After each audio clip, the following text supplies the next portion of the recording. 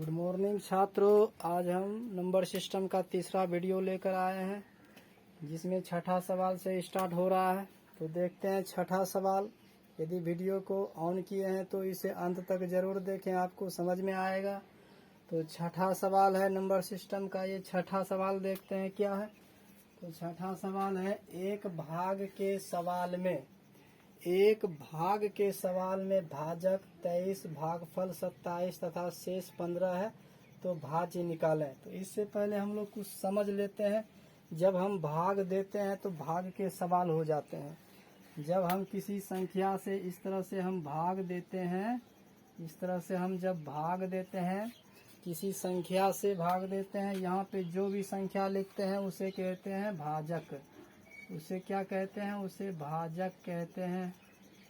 इस तरह से डिवाइडर इसे अंग्रेजी में बोलते हैं। ये भाजक है, डिवाइडर है। डिवाइड कौन होता है? बीच में जो होता है वो डिवाइड होता है, उसे कहते हैं भाज्य।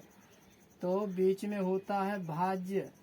भाजक से हम भाज्य में भाग लगाते हैं तो कुछ न कुछ हमें प्राप्त होता है फल के रूप में। जब भाजक से भाज्य में भाग लगाते हैं तो इस प्रक्रिया में हमें कुछ प्राप्त होता है फल के रूप में, तो उसे कहते हैं भागफल। तो यहाँ पे लिखते हैं भागफल। तो इस तरह से हमको फल के रूप में क्या प्राप्त होता है? भागफल।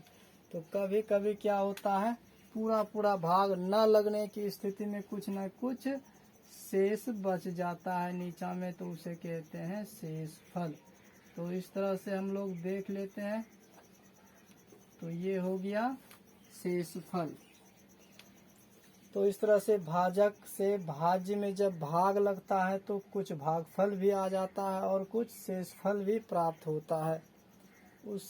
इसी आधार पे जो है कि ये सूत्र बनाया गया है। दोनों साइड वाला को क्या करते हैं? गुना करके शेष को जोड़ लेते हैं तो भाज्य प्राप्त होता है। यहाँ पे दिखाया गया है भाज्य बराबर भाजक गुना शेष। तो दोनों साइड वाला को गुना करके शेष को जोड़ देंगे तो बीच वाला प्राप्त हो जाता है। और ये जब प्राप्त हो जाता है तो इसी से सारे सूत्र निकल आते हैं, इधर उधर सिर्फ करना पड़ता है। तो हम लोग डायरेक्ट सवाल पे चलेंगे, उतना उस पे नहीं उलझना है। सूत्र को आप लोगों को याद कर लेना है। तो देखते हैं, एक भाग के सवाल में भाजक 23 है, भागफल 27 है तथा शेष कितना है? 15। तो हमें निकालना क्या है? भाज्य निकालना है। तो हमें भाज्य के लिए ये सूत्र अप्लाई करना है। यहाँ पे लिखेंगे भाज्य। तो भाज्य बराबर सूत्र लिख देना है। भाज्य बराबर सूत्र लिखना है भाजक गुना भागफल, भाजक गुना भागफल प्लस शेष। तो इस तरह से सूत्र लिख दिए हैं। ये सूत्र हो गया। तो क्या करना है? इसी में मान बैठाना है। भाजक कितना है?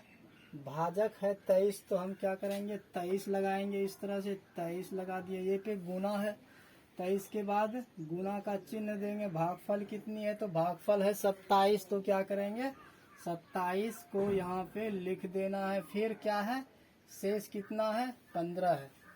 तो यहाँ पे जोड़ का चिन्ह है, तो जोड़ का चिन्ह देकर यहाँ पे 15 लिखेंगे। अब क्या करना है? 23 और 27 को कहीं रफ में गुना कर लेना है। तो इस तरह से रफ कार हम यहाँ कर सकते हैं।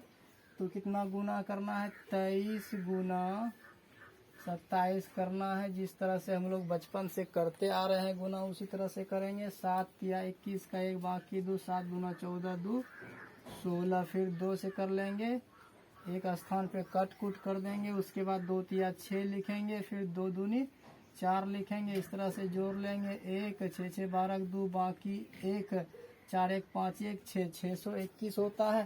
तो 23 और 27 को गुना करने पर 621 होता है। तो क्या करेंगे? 621 उसके स्थान पर लिख देना है। फिर जोड़ का चिन्ह, फिर 15 लिख देना है। फिर क्या करना है? अंत में क्या करना है? दोनों को जोड़ देना है। तो दोनों को जोड़ते हैं। इकाई स्थान 5 है, यहाँ इकाई स्थान 1 है। तो क्या करना है? 5 और 1 जोड़ते हैं तो हो जाता है 6। 1 और 2 जोड़ते हैं तो हो जाता है 3। उसके बाद 6 आ जाता है। इस तरह से आपका भाज्य 636 है। तो ये आपका करेक्ट आंसर है। अब चलते हैं दूसरे सवाल पर।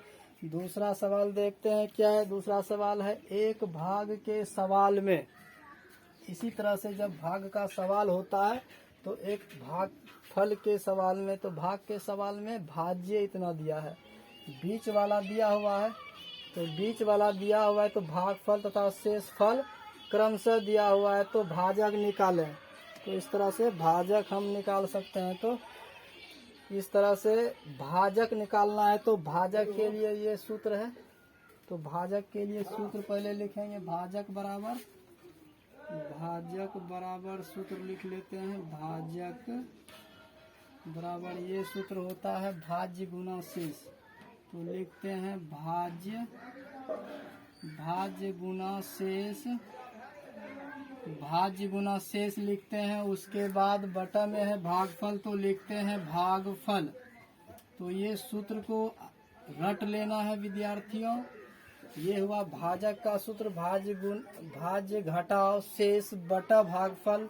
यहाँ से सूत्र को निकाला गया है, तो हमें भाज्य निकालना था, इसलिए भाजक बराबर सूत्र को अप्लाई किया यहाँ पे, उसको उतारे हैं। उसके बाद कुछ नहीं करना है इसमें क्या करना है, भाज्य कितना दिया हुआ है 34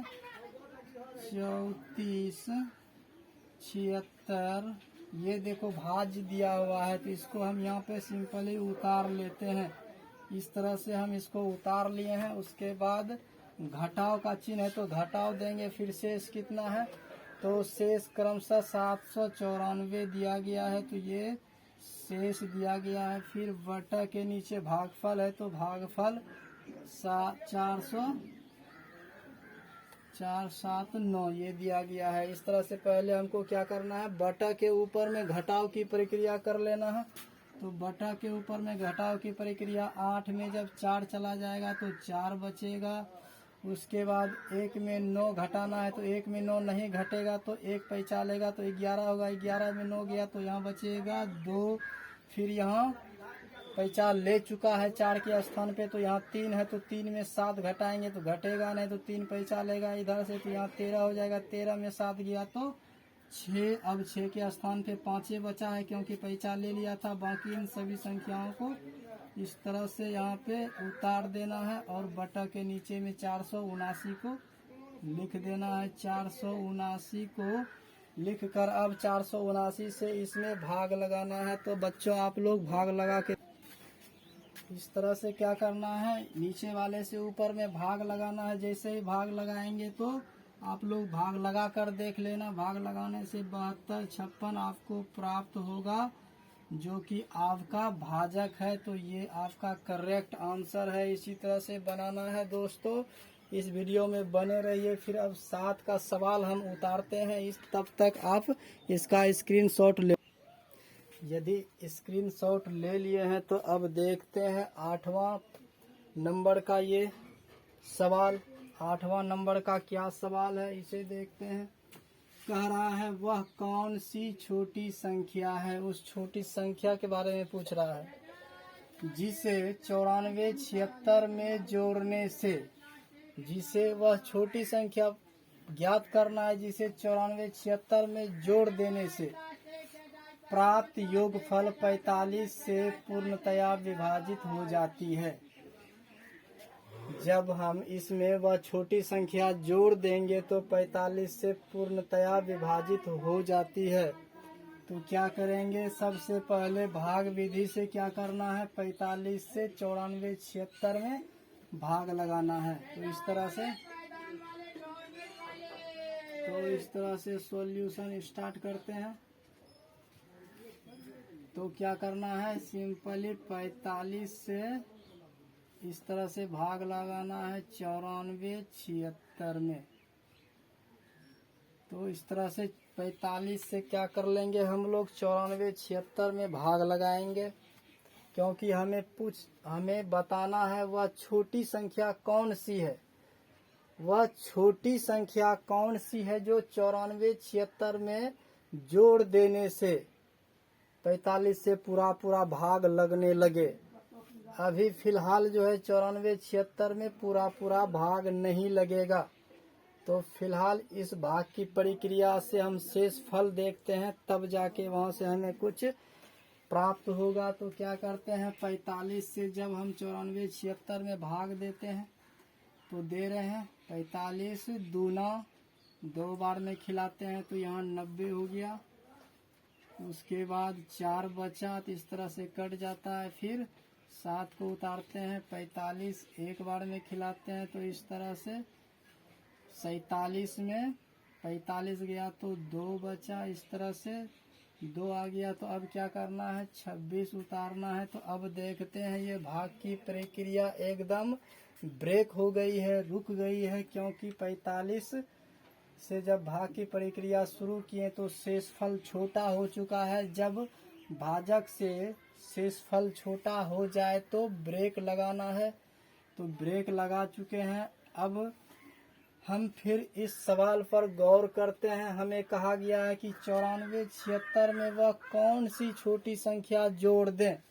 94 76 में वह कौन सी संख्या जोड़ें जो कि 45 से पूरा पूरा भाग लग जाए। तो आप अंदाज करो, तो आप अंदाज करो कि 26 के स्थान पे यदि 45 होता, 26 के स्थान पे यदि 45 होता तो एक बार और खिलाते 45 भी 45 से कट जाता। तुम अंदाज लगा लो, अंदाज लगाओ कि 26 के स्थान पे 45 होता तो 45 से एक बार और खिला के कटा देते, तो 26 को 45 बन जाने में कितनी संख्या की कमी है। तो 26 को 45 बन जाने में कितनी संख्या की कमी है। तो क्या करना है, इस तरह से भाजक, भाजक ये है भाजक, उसमें घटाना है शेष। तो हमको प्राप्त होगा क्या, हमको प्राप्त हो जाएगा कि कितनी संख्या की कमी है। तो 26 घटा देते हैं तो इस तरह से हमको 19 प्राप्त होता है।